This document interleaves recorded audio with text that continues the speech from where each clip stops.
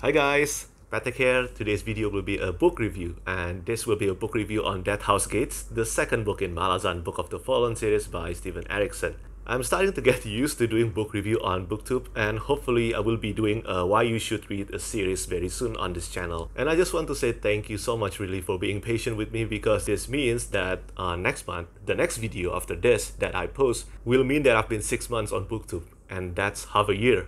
That's incredible.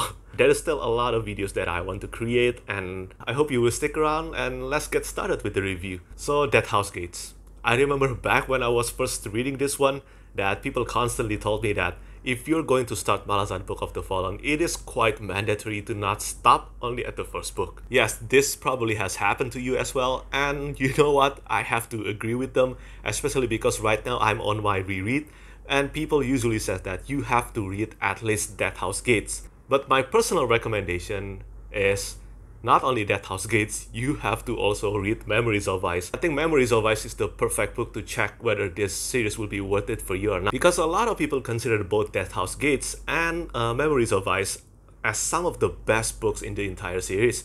So if Deadhouse Gates and Memories of Ice didn't click for you, then it is quite likely that the rest of the series won't work for you as well. And I totally understand why the fans insist that new-time readers to Malazan Book of the Fallen have to read at least until Deadhouse Gates. Deadhouse Gates is the second book in the Malazan Book of the Fallen series by Erikson.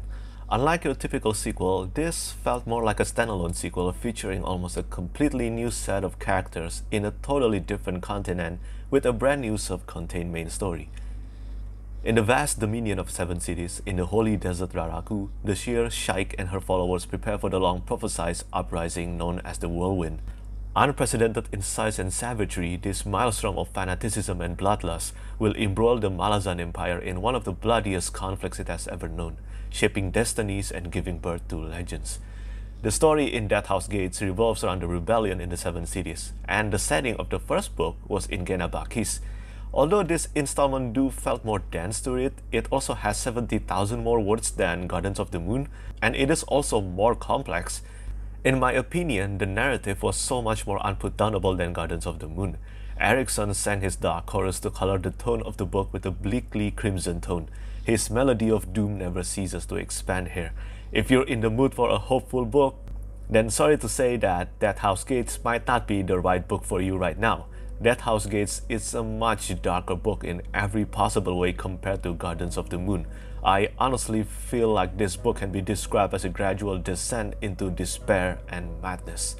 I mean, take a look at this quote. "Children are dying." Lal nodded. "That's a succinct summary of humankind, I say. Who needs tomes and volumes of history? Children are dying. The injustice of the world hides in those 3 words. My experience of reading this book, especially on reread, was much better than reading Gardens of the Moon. I loved it so much. In Gardens of the Moon, I felt invested only in a few of the characters, but I personally think that Erikson has delivered what I wanted with the characterizations here. The characterizations were superb, they felt more fleshed out, and the dialogues were just great to read. Although almost all of the characters featured in Deadhouse Gates are new characters, only a few characters from the first book being featured again here.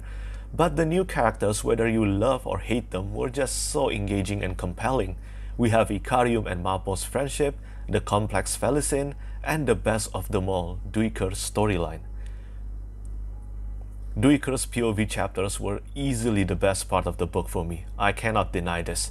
And anyone who has read this book will definitely know why I say this. Spectacular character developments aside, it was because of the new character inclusion in his POV chapters, Coltane. Without spoiling anything for you, all I can say is this.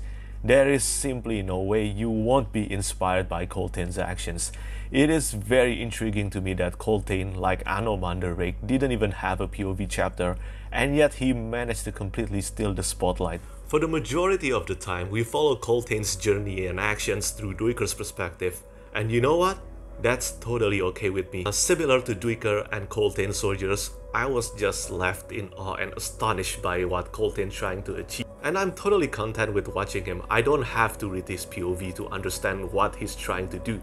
It was just that good. Erikson has done something spectacular with Coltane's journey here. The gradual loyalty and respect that he achieved through his actions were simply unforgettable. Actions speak louder than words, and Coltane achieved this 11-fold times. It is one thing to lead by example with half a dozen soldiers at your back. It is wholly another with 10,000. Coltane and the Chain of Dogs were truly unyielding avatar of the impossible. I've mentioned in my Gardens of the Moon's review that the climax sequence in Gardens of the Moons felt quite anticlimactic, especially after having such an epic scope to the overall book. However, by Hood's Gates, Erikson's battle sequence in Deadhouse Gates were just so bloody awesome and intricately written. I personally think that Erikson hasn't really shown his talent in writing close-quarter combats in this book, not yet. But when it comes to grand and epic scopes confrontations, he is top-notch at it. The reign of mayhem, the vivid bloody carnage, it felt like watching an inevitable avalanche happening in real time. I was just utterly amazed by the maelstrom of sorcery and the calamity that occurred. So much bloodshed, so much destruction, and yet there's so much inspiring moments. And did I have any issues with Deadhouse Gates? To be honest, I did have only a few minor issues. There were a few storylines that, in my opinion, just pale in comparison with the other storylines, mainly the one that involved pirate ships. If you have read this book, you will know what I'm talking about. But if I'm being brutally honest, the main reason why Deadhouse Gates fell short out of my expectation was because I've been spoiled by the fans of the series when I was first reading this one. I will never be able to understand or experience reading Deadhouse Gates without being spoiled. I hate spoilers. I despise spoilers. In my opinion, Deadhouse Gates is one book that you really shouldn't spoil to new-time readers.